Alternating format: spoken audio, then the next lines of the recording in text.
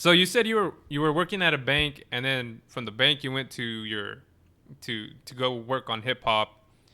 You kind of explained what hip hop was to you, but what made you decide that, hey, you know what? I'm gonna risk it all. I'm gonna risk a good job I have.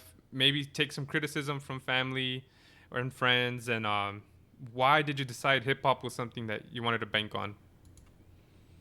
I mean, hip hop, I think, has always been something that it's just been a part of me. Again, it's the music of our generation. I mean, it's so big. People who hate it knows what happened in West Philadelphia, born and raised. They know what happens right after that, right? So, Yeah. I had older cousins and family members who had been feeding me rhymes while I was in the crib. I've been having these debates and conversations at lunch tables since kindergarten, since elementary school. I Fist fights over hip lived. hop. I've seen them. Yeah. I've definitely seen them. You know what I'm saying? I've seen before there was memes of people crying over Chief Keef. I've seen that happen in real life when Do or Died dissed Bone Thugs and won. I've seen people be really, most attached to it. My older cousin, grew up MCing, and he has a story in the 70s or early 80s, whenever he was having this, whenever this happened in whatever school he was in. Pioneer, huh? That's a pioneer of hip hop right there, man. I mean, he was definitely a part of that pioneering generation. Yeah. He's not Cool Herc. I'm not talking about Grandmaster Flash, but But even then, he was still helping put it out there by yeah, MC. yeah. I mean, he was carrying on tradition, and so, but he was definitely the pioneer, the legend in my life and my family. Yes, sir. So I'll give him that in 100%. But that's my cousin Shop, man. He's the biggest influence I've had in terms of what cool in general is, what this culture means in general. And he has this story he tells that he knew he wanted to rhyme because he was given a poem in class. He had to, it's like a poetry class or something. And he was saying a poem about someone in our family who died. And he was saying the poem, and then someone else in the class started crying. And he said, "Why are you crying?" Or the teacher said, "Why are you crying?" She said, "Oh, I had someone die too, and now I'm sad." And then, so for him, he saw the power that those words can have, even though, the power the words can have to incite emotion.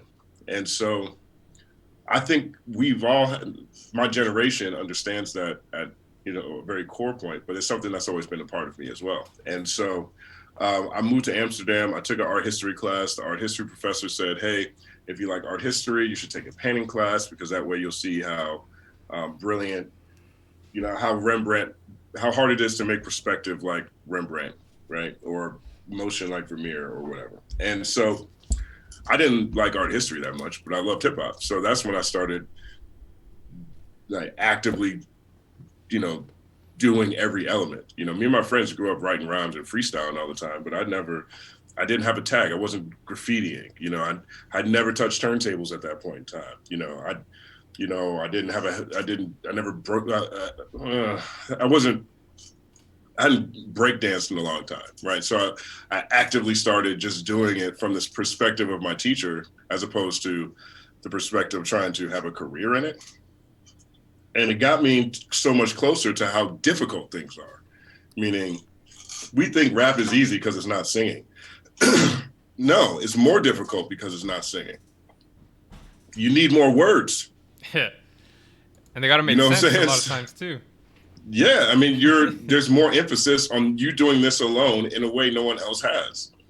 Singers don't have that, and so, and then Lupe Fiasco comes out while I'm at the bank, while I'm at work. So I start sending emails to my friends every day called Lupe Fiasco's Daily Quotable, because he was just blowing my mind with Yeah. how small he could get and have big ideas.